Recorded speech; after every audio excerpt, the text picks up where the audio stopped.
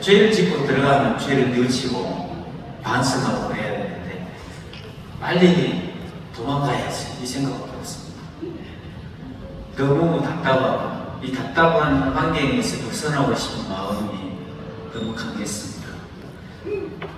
그러다 보니까는 그 안에서 늘 사고를 치고 또 문제를 일으키고 하다 보니까 그 교도소 안에 사고를 치면 독방에다가 꽁꽁 묶어놓거든요. 네. 그래서 약 3, 4년 정도 독방에서 묶여서 살았던 것 같습니다. 근데 저는 잘 몰랐는데 어느 날 이제 저희 고향은 전라남도 친안군 안자민이었습니다. 목포에서 배 타고 1시간 정도 들어가야 되는데 요즘은 천사대교까지 생겨가지고 차 타고 가도 1시간 정도 가야 됩니다. 저희 어머니가 이제 꼭 이제 여러분 이제 연습 때 저희 어머니가 배를 타고 열차를 타고 대구교도소에 제가 수용됐으니까 대구교도소에 이제 와서 면허를 신청했습니다. 근데 면회장에서 면회가 안 되는 거예요. 교도관 선생님 왜 면허가 안 됩니까? 할머니 아들은 그 안에서 사고를 치고 문제를 일으켰기 때문에 사고자에 한해서 면회가 안 됩니다. 교도관 선생님 제가 배 타고 열차를 타고 이틀을 걸려서 여기 왔는데 우리 아들을 보게 해주세요. 할머니 안 됩니다. 그러면 이제 저희 어머니는 다시 울면서 배 타고 열차를 타고 배를 타고 집으로 돌아가는 거예요. 다음에 또 어머니가 와도 또 사고를 치고 문제를 일으켜가지고 또 면회가 안 되는 거예요. 그래서 왔다가 다시 돌아가시고 왔다가 다시 돌아가시고 이렇게 한 4년 정도를 하셨어요. 저는 그 안에서는 이제 독방에 갇혀 있으니까 저는 몰랐죠. 그런 사정들을 전혀 몰랐죠. 근데 저희 어머니가 몸이 굉장히 안 좋으셨는데 심장이 굉장히 안 좋으셨어요. 그래가지고 저희 어머니가 생각을 하셨어요. 내가 이번에 가서 우리 아들을 못 보면 마지막이겠구나 이런 생각을 하셨어요. 이제 돌아가실 때가 다 되니까 몸이 굉장히 안 좋으셨으니까 그 생각을 하셨어요. 그래가지고 그날 이제 마음을 정하고 올라오셨어요. 왜냐면 교도소 면회장에 가봐야 면회가 안 되는 게 뻔하니까 바로 교도소 소장실로 올라가셨어요. 교도소 소장실로 올라가가지고 은혜가 따진 거죠. 소장님, 우리 아들이 죽었습니까? 살았습니까? 왜 내가 내 아들의 얼굴을 볼 수가 없습니까? 소장님, 저는 오늘 그냥 못 갑니다. 소장님이 할머니 아들은 그 안에서 사고를 치고 문제를 일으켰기 때문에 제가 면을 시켜드릴 수가 없습니다. 그냥 돌아가셔야 됩니다. 소장님, 저는 오늘 못 갑니다 하고 교도소 소장실에 들어넣었어요. 들어넣으니까 이제 교도소 소장님이 법이 있지만 할머니 사정이 너무 딱하니까 교도소 독방에 묶여있는 저를 끄집어냈어요. 그래가지고 목욕을 시켰어요. 저는 이제 검사가 면회를 온 줄 알았어요. 또 사고 쳐가지고 옛날에 사고 친 게 있어서 다시 추가 사건이 있어서 면회 온 줄 알고 나갔는데 면회장에 가보니까 저희 어머니가 와 계신 거예요. 교도소 소장님 딱 10분을 시간을 저한테 주셨거든요.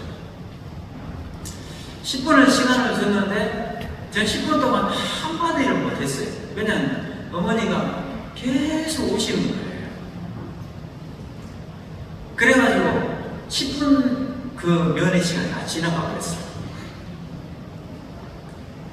그래서 다른 하고 면회 응용예리 올리니까 이제 교도관 김기성 돌아가죠.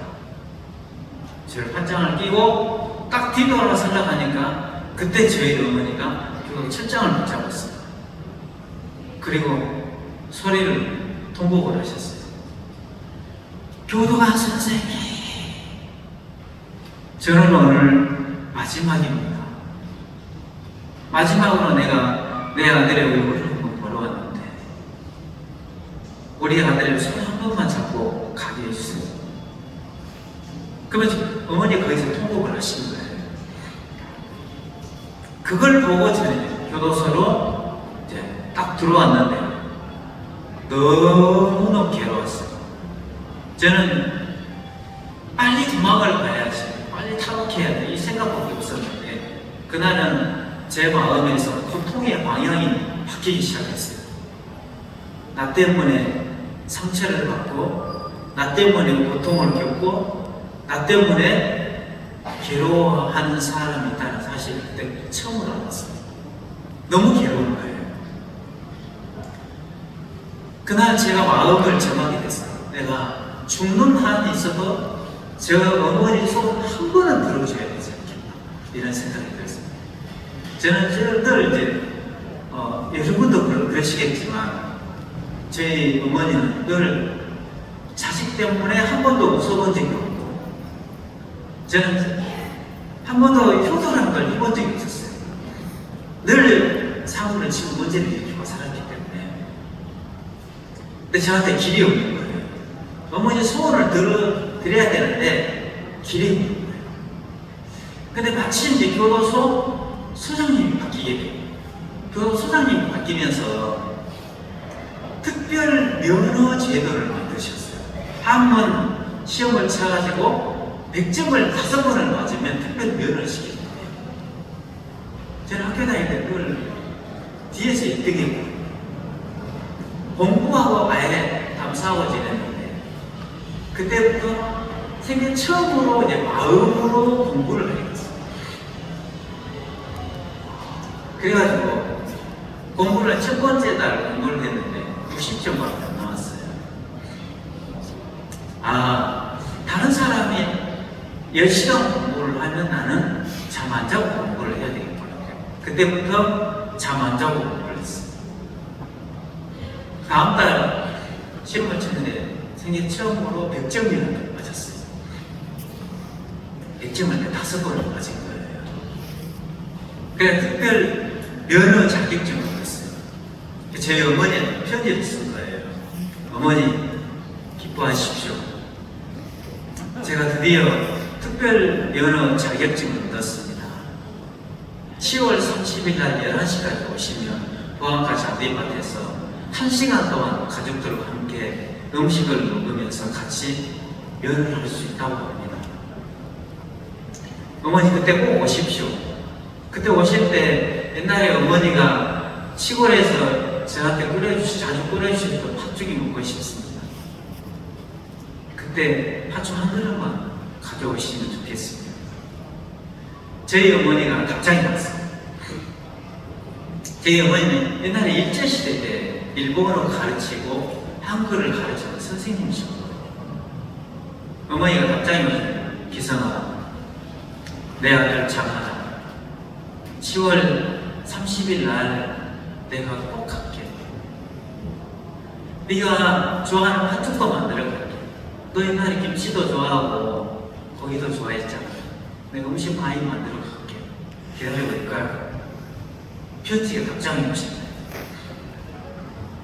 드디어 10월 30일 날 교도소에서는 늘 달력에 동그라미 치면서 어머니를 기다렸어요. 10월 30일 날 11시가 됐어요.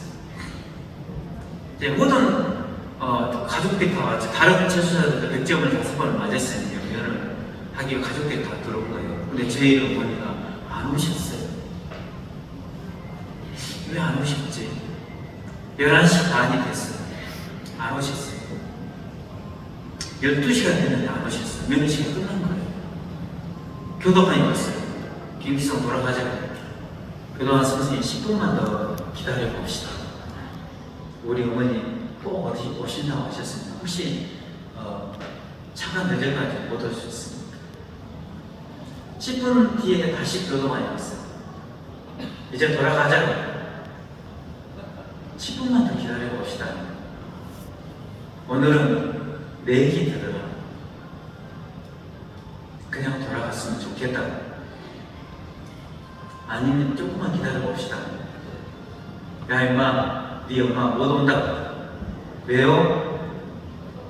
네 어머니 오늘 면이 오시다가 열차에서 심장마비로 돌아가셨어요. 그날 밤에 저희 어머니는 이제 그 아들의 얼굴을 보고 싶어가지고 밤새내 이제 음식을 만들었습니다. 팥죽을 끓이고 김치를 담고 고기를 굽고 해가지고 이건 내 아들이 좋아하는 김치야. 이건 내 아들이 좋아하는 팥죽이야. 우리 아들이 좋아하는 고기야. 그 고기를 이제 도시락을 싸가지고 오시다가 열차에서 심장마비로 돌아가셨어요. 그게 저희 어머니거든요. 세상 사람들은 그때 제가 강도 살인죄로 교도소 들어가 있었습니다. 저런 나쁜 놈이야. 사회로부터 영원히 격리를 시켜야 돼. 어떻게 인간의 탈을 쓰고 저럴 수가 있어? 빨리 사형시켜야 돼. 배모를 했어요. 근데 유일하게 강도 살인죄 사람을 죽이고 교도소 들어가 있는 그 아들이 보고 싶어가지고 밤새내 음식을 만들고 팥죽을 끓이고 해서 오시다가 열차에서 심장마비로 돌아가신 제 어머니. 저희 어머니는 아들이 어떤 죄를 짓고 어떤 악을 행하고 어떤 폐역한 짓을 해도 저희 어머니의 눈에는 아들의 허물이 보이지 않았습니다. 왜 그랬을까요? 그건 아무 이유가 없어요. 너는 내 새끼잖아. 나는 네 애미잖아. 어머니하고 아들의 사이에 법이라는 게 존재하지 않습니다. 왜? 자식을 너무 사랑하기 때문에 자식이 어떤 폐역한 짓을 해도 자식의 허물이 안 보여요. 그렇잖아요. 그게 부모님이 가지고 있는 자식을 보는 시각이죠. 아들이 죄를 짓고 나쁜 짓 했으니까 너 내 새끼 아니야. 너 인형 끊자. 그런 사람 있습니까? 말로 그럴 수는 있지만 마음이 절대 그렇지 않잖아요. 얼마 전에 신문에 나더라고요. 고등학교 2학년 다니는 아들이 있었어요. 아버지하고 같이 밥상에서 밥을 먹었어요. 아버지가 밥 먹으면서 아들한테 잔소리했어요. 아들아, 네 누나도 잘 돼 있잖아. 네 형님도 잘 돼 있어. 우리 집안에 네가 문제야. 나는 네가 공부를 조금만 더 잘했으면 좋겠다. 아버지가 아들에게 부탁을 했어요. 밥을 먹다가 아들이 숟가락을 땅바닥에 패대기쳐서 에이씨 벌떡 일어선 거예요. 아버지 잘 됐습니다. 그럼 이 집안 나만 없어지면 되겠네. 에이씨 아버지는 나만 미워해. 그래서 아파트 그 8층이었거든요. 베란다로 나가니까 성큼성큼 창문을 확 열었어요. 그대로 뛰어내렸어요. 아버지가 순간적으로 맨발로 뛰어내려 계단을 타고 내려간 거예요. 근데 아버지가 화나네. 아들이 이미 머리가 깨져서 죽어 있었습니다. 아버지가 그 아들의 시체를 끌어안고 아들아, 아빠가 잘못했어. 아빠가 미안. 아빠를 용서해도 통곡을 하는 거예요. 세상에서 가장 페루나 중에 페루나가 어떤 놈이냐면 아버지가 나를 싫어해요. 엄마가 나를 미워해요. 페루나 중에 페루나가 그 생각이에요. 어떤 아버지가 자식을 미워하고 어떤 어머니가 자식을 미워하는 어머니가 어디 있습니까? 그런 아버지, 어머니는 없습니다. 그냥 어머니, 아버지 눈에는 자식이 눈에 너무 안 아프잖아요. 그죠? 저놈이 죄를 짓고 나쁜 짓을 하고 아무리 잘못된 삶을 살아도 우리 아들이 잘 잘했으면 좋겠다는 마음을 가지고 계신 분이 아버지고 어머니잖아요. 저는 1991년도에 87년도에 내려가서 91년도에 제가 그 교도소에서 부모님을 보내고 그때 저는 하나님의 마음이 보였습니다. 세상에 우리 어머니도 내가 죄를 짓고 악을 행하고 해역한 짓을 했는데도 그 아들이 보고 싶어가지고 오시다가 열차에서 심장마비로 돌아가십니다. 어머니의 눈에는 자식의 눈물이 입만과 손톱만큼도 보이지 않았습니다. 우리 아들처럼 됐으면 좋겠다 그 생각밖에 없었거든요. 세상 어머니도 아버지도 그 생각을 하고 계십니다. 하나님 앞에 가장 악한 인간이었습니다. 내가 잘못했어.